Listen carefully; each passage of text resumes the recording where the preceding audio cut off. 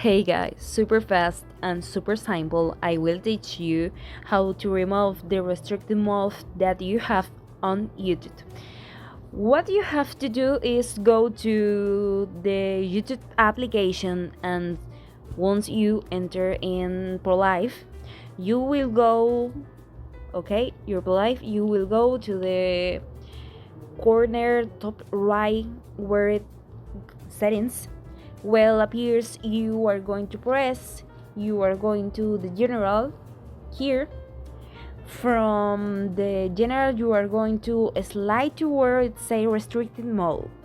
If it well is gray, it is because it is not restricted, and if it is blue, it is restricted your content.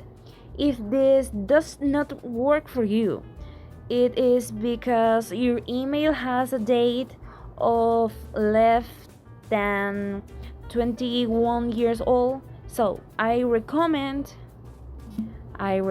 changing your email since it cannot be modified. Thank you for watching this video, and don't forget to tell us what you thought of it.